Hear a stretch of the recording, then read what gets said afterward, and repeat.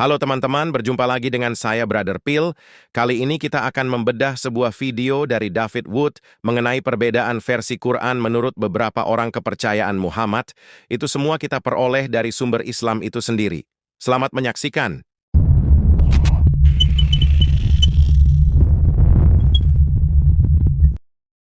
Halo teman-teman, selamat datang kembali. Hari ini kita akan membahas sesuatu yang luar biasa rumit dan sensitif.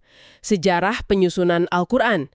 Kita akan membedah argumen dan klaim spesifik dari seorang kritikus bernama David Wood. Misi kita di sini jelas ya, bukan untuk memihak atau menghakimi, tapi untuk membongkar logikanya.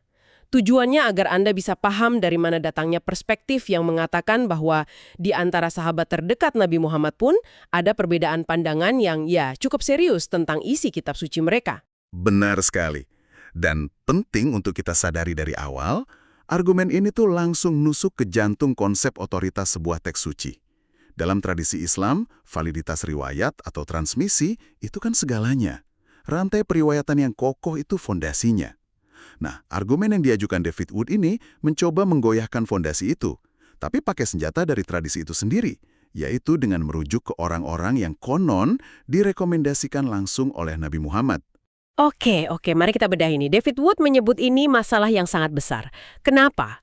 Semuanya berawal dari satu hadis, sebuah pernyataan yang dinisbatkan kepada Nabi Muhammad yang bunyinya kira-kira begini, ambillah Al-Quran dari 4 orang. Abdullah ibnu Mas'ud, Salim, Mu'ad, dan Ubay ibn Ka'ab. Ini kayak nunjuk sebuah tim impian kan? Pat. Dan disinilah David Wood membangun seluruh argumennya. Dia nggak membantah hadis itu loh, malah dia jadikan landasan utama. Logikanya sederhana.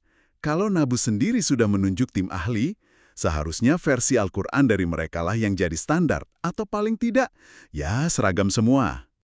Argumennya kemudian fokus pada apa yang terjadi ketika versi dari anggota tim impian ini ternyata dilaporkan beda-beda. Nggak cuma beda satu sama lain, tapi juga beda dari versi standar yang kita kenal sekarang. Dan dari 4 nama itu, David Wood benar-benar menyorot 2 nama yang menurutnya, ini menciptakan masalah besar buat narasi standarisasi Al-Quran. Jadi ayo kita lihat satu persatu. Mulai dari nama yang paling sering disebut dalam argumen ini, Abdullah ibn Mas'ud. Wood menggambarkannya sebagai orang nomor 1 nabi dalam urusan Al-Quran. Seberapa besar sih otoritasnya? Oh, otoritasnya tinggi banget, itu nggak bisa diperdebatkan. Ibnu Mas'ud itu salah satu orang pertama yang masuk Islam, dekat banget sama Nabi dan dikenal punya pemahaman wahyu yang mendalam. Bahkan ada riwayat di mana Nabi bilang, siapa yang mau baca Al-Quran seger kayak waktu diturunkan, bacalah kayak bacaan Ibnu Mas'ud. Jadi kalau soal kualifikasi, dia di puncak. Oke, seorang ahli di puncak. Terus di mana letak masalahnya menurut David Wood? Masalahnya, menurut beberapa riwayat sejarah, versi Al-Quran atau mushaf pribadi milik Ibnu Mas'ud ini dilaporkan cuma punya 111 surat, bukan 114 seperti yang kita kenal. Tunggu. 111? Berarti ada 3 surat yang hilang dong. Surat apa aja itu? Dan ini bukan surat-surat yang, nggak penting. 3 surat yang konon nggak ada di mushafnya itu adalah surat pertama, Al-Fatihah. Wow, Al-Fatihah. Iya. Lalu surat ke-113, Al-Falaq, dan surat ke-114, An-Nas. Ini klaim yang radikal banget. Al-Fatihah itu kan pembuka Al-Quran, rukun dalam sholat.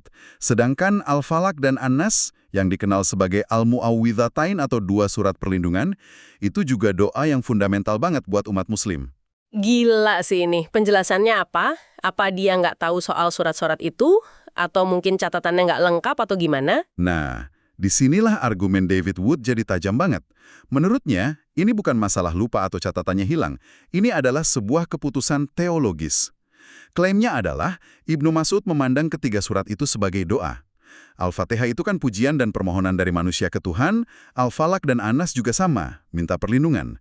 Baginya, Al-Quran itu firman Tuhan kepada manusia. Jadi mencampurkan doa dari manusia ke dalam kitab yang isinya firman Tuhan untuk manusia itu kayak nyampur 2 level realitas yang beda, gitu. Oh, oke.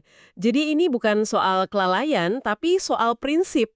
Dia bertindak kayak seorang editor yang puritan banget, yang mendefinisikan kitab suci itu, isinya cuma firman Tuhan yang turun, bukan kata-kata kita yang naik. Wah, ini mengubah segalanya kan? karena ini menyiratkan ada perdebatan fundamental tentang apa itu Al-Quran di tingkat paling atas. Tepat. Pandangan ini, kalau benar ya, mengangkat pertanyaan besar. Kitab suci itu isinya monolog Tuhan aja, atau bisa juga berisi dialog yang diilhamkan? Dari sudut pandang Wood, ini bukti bahwa salah satu ahli utama yang ditunjuk Nabi punya definisi Al-Quran yang beda dari yang kemudian jadi standar. Tentu saja, penting juga dicatat para sarjana Muslim punya jawaban buat ini. Nah, apa jawaban mereka? Penjelasan yang paling umum adalah Mushaf Ibn Mas'ud itu catatan pribadinya dia, bukan teks resmi untuk publik. Sebagai guru, mungkin dia nggak ngerasa perlu nulis surat yang udah dihafal semua orang kayak Al-Fatihah. Atau dia menganggapnya sebagai doa yang diajarkan wahyu, tapi secara kategori beda dari sisa Al-Quran. Jadi, nggak adanya di catatan pribadi dia, bukan berarti dia nolak status wahyunya. Lebih soal kategorisasi personal, bukan penolakan teologis. Tapi bagi Wood, niatnya nggak penting. Yang penting hasilnya, teks yang beda. Oke. Jadi kasus Ibn Mas'ud ini tentang pengurangan teks. Tapi ceritanya nggak berhenti di situ kan? Gimana dengan nama kedua dari tim impian itu? Ubay ibn Ka'ab, dia juga tokoh besar. Betul. Dan kalau kasus Ibn Mas'ud itu soal pengurangan, kasus Ubay, menurut David Wood, adalah soal penambahan. Ini menunjukkan masalah dari arah yang berlawanan, yang justru memperkuat argumen Wood tentang adanya keragaman. Penambahan, apa yang dia tambahkan? Menurut beberapa riwayat, mushaf pribadi Ubay ibn Ka'ab itu punya 114 surat. Jadi dia setuju dengan Al-Fatihah, Al-Falaq, dan An-Nas. Tapi, mushafnya dilaporkan memuat 2 doa tambahan yang nggak ada di Al-Quran standar. Doa-doa ini dikenal sebagai doa kunut, yang biasa dibaca dalam sholat di waktu-waktu tertentu. Di beberapa manuskrip, doa-doa ini ditulis seolah-olah surat tersendiri. Jadi makin rumit ya situasinya. Satu ahli yang direkomendasiin Nabi ngilangin 3 surat, ahli lain yang juga direkomendasiin Nabi malah nambahin 2 doa. Coba bayangin kebingungannya. Kalau Anda seorang Muslim di masa itu dan nanya kedua guru top ini, Anda bakal dapat jawaban beda soal isi Al-Quran. Dan itulah inti argumen David Wood. Dia pakai ini untuk menunjukkan bahwa di masa awal nggak ada konsensus mutlak soal batasan Al-Quran. Bukan cuma soal beda dialek atau cara baca ya, tapi perbedaan fundamental soal daftar isinya. Satu bilang 111 surat, yang lain mengindikasikan mungkin ada 116. Ini menciptakan gambaran kalau proses kompilasi Al-Quran itu bukan sekedar ngumpulin kepingan puzzle yang udah jelas bentuknya. Sebaliknya, ini proses yang melibatkan pengambilan keputusan editorial yang krusial banget. Keputusan kayak masukin Al-Fatihah, tapi nolak doa kunut Ubay sebagai bagian dari teks. Dan ini membawa kita ke bagian yang menurut saya paling mengejutkan dari argumen Wood. Jadi kita punya 2 guru top dari tim impian dengan versi yang beda. Terus siapa yang akhirnya ditugasin buat nyelesain semua ini dan bikin versi standar? Tokoh itu adalah Zaid ibnu Thabit, seorang sahabat yang lebih muda, tapi dikenal cerdas banget dan merupakan juru tulis utama Nabi. Dialah yang ditugaskan oleh Khalifah Abu Bakar untuk pengumpulan pertama, terus oleh Khalifah Utsman untuk mimpin komite yang nyusun mushaf standar yang kita kenal sekarang. Perannya benar-benar sentral. Oke, disinilah argumen Wood mencapai puncaknya. Zaid ibnu Thabit, sang standarisator. Namanya justru nggak ada nih di daftar 4 orang yang direkomendasiin Nabi di hadis tadi. Tepat sekali. Hadis itu nyebut Ibnu Mas'ud, Salim, Mu'adz, dan Ubay ibnu Ka'ab. Nama Zaid ibnu Thabit nggak ada di sana. Bagi seorang kritikus kayak David Wood, ini tuh red flag besar. Jelas. Pertanyaannya jadi begini. Kenapa Anda milih orang di luar tim impian yang udah ditunjuk pendiri buat ngerjain proyek terpenting dalam sejarah? Terutama ketika versi dari anggota tim impian itu sendiri beda dari hasil akhir yang dibuat si orang luar ini. Dari sudut pandang kritis, ini bisa kelihatan kayak manuver politik kan? Seolah-olah Komite Utsman sengaja milih Zaid buat mengesampingkan otoritas guru senior kayak Ibn Mas'ud yang punya pandangan beda. Nah, inilah tantangan fundamental yang diajukan David Wood. Narasi yang dibangun itu ada keragaman tekstual di awal yang dipegang oleh otoritas tertinggi, kemudian keragaman ini diselesaikan oleh sebuah komite yang dipimpin seseorang di luar lingkaran ahli yang asli, dan hasilnya menolak variasi-variasi tadi. Ini menyiratkan kalau Al-Quran standar itu bukan hasil konsensus alami, melainkan hasil dari sebuah keputusan dari atas ke bawah. Jadi kalau kita rangkum argumennya secara utuh, David Wood nunjukin ada tim impian yang direkomendasiin Nabi. Terus dia nunjukin kalau setidaknya 2 anggota tim ini punya versi Al-Quran yang beda secara fundamental. Dan akhirnya, dia nunjukin kalau orang yang mimpin proyek standartisasi justru bukan dari tim itu. Ini bangunan argumen yang kuat banget untuk menimbulkan keraguan. Ya, itu ringkasan yang sangat akurat dari klaim kritis tersebut.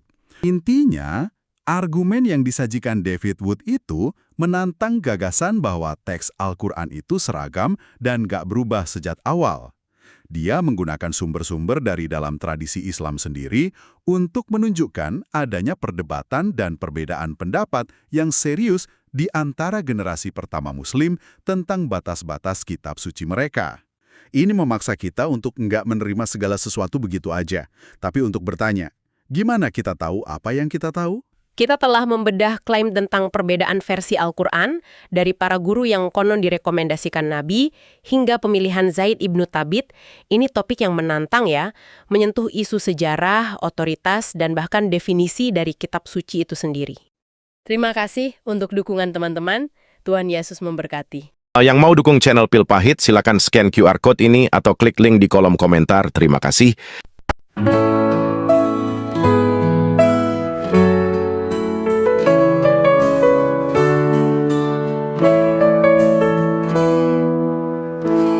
Janganlah hendaknya kamu kuati tentang apapun juga, nyatakan dalam segala hal keinginanmu kepada Tuhan dalam doa dan permohonan dengan ucapan syukur. Segala perkara dapat kita tanggung di dalam Dia yang memberi kita kekuatan. Bersukacita senantiasa dalam Tuhan. Sekali lagi ku katakan, bersukacitalah.